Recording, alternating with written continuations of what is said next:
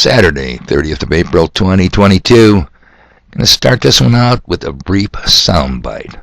Now, people, pay attention to this, and keep in mind, all my podcasts tie together. It will all make sense to you by the time we get through this one. It will all make sense to you. They're all related if you learn how to connect the dots. So here we go. We're going to talk about Slls. It's an acronym. Set up our gear around the acronym Slls. Sierra, Lima, Lima, Sierra. That stands for Stop, Look, Listen, Smell. So what does that mean?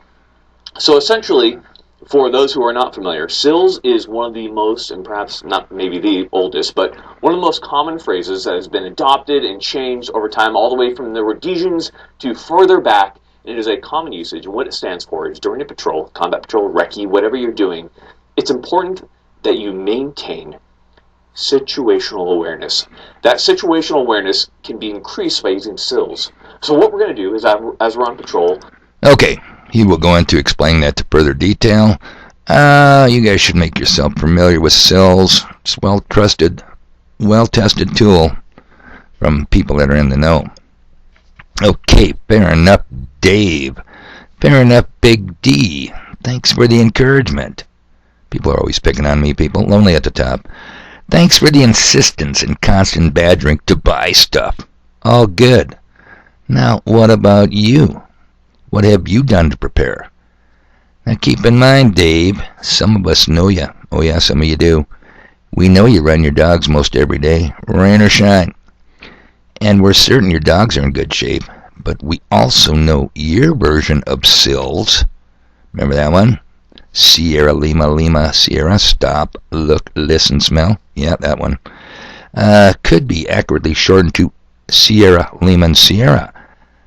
SLS. Stop. Look at your dog's exercise.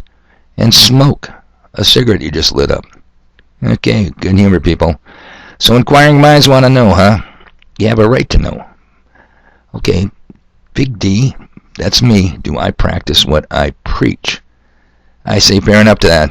You should be able to ask that question. It's a good question. First, come on, people. I'll be 67 in July. No, I fully realize I'm not the 170-pound sailor I was back in the day. However, in my humble defense, please consider the assets I present to any local, well-trained team.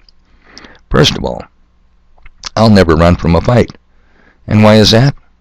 Am I a born hero? Hell no. If I run more than 50 feet, I'm exhausted and out of air, and I can't breathe. I'd be captured or shot in a short order. Secondly, did you guys ever see the movie with John Wayne, In Harm's Way? If you did, I'm going to explain one little part. The Japanese are taking back some of the islands the U.S. Navy had taken, and the Americans are evacuating, and I think they're going to go on a bunch of PT boats and get the hell out of Dodge. Now, they got an old white American guy. He is feeble and he is old, and they want to bring him along, but he says, look, I'll just slow you down. Put me on the front porch with a rifle, and as they're advancing, I will slow them down to making your escape easier. Do you ever see that part? Now, how valuable is that? I did tell you several podcasts ago, I know I did, as a well-qualified watchman, I was also a valuable asset. Is that coming back to you?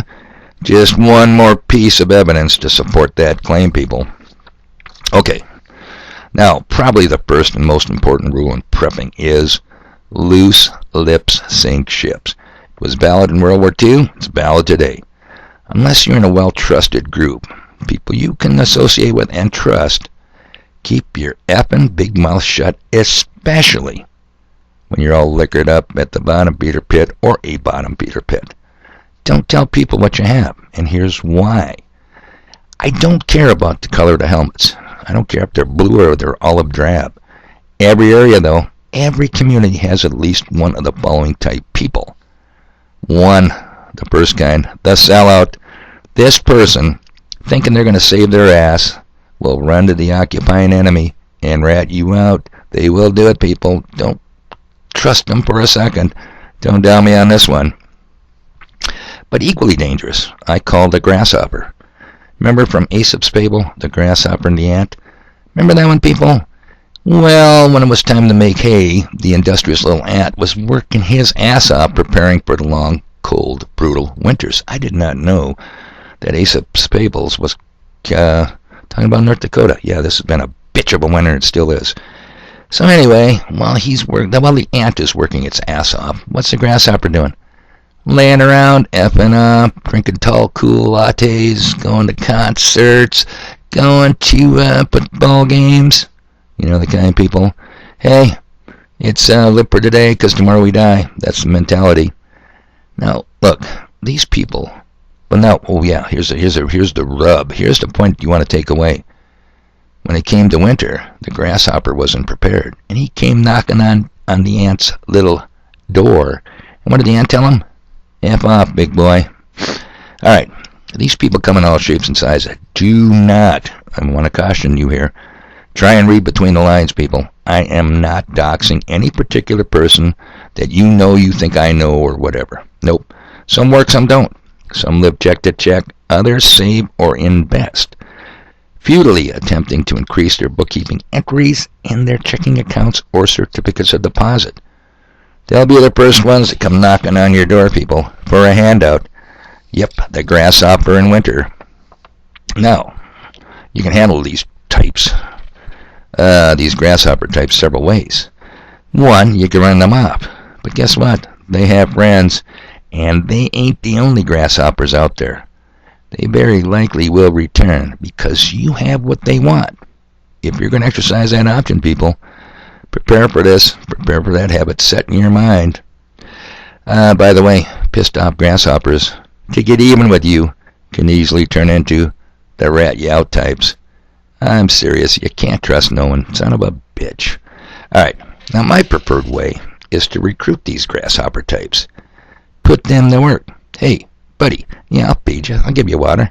But you're on the firewood crew. Or, hey, buddy, yeah, I'll feed you. I'll give you water. But you're on perimeter security detail. Get it?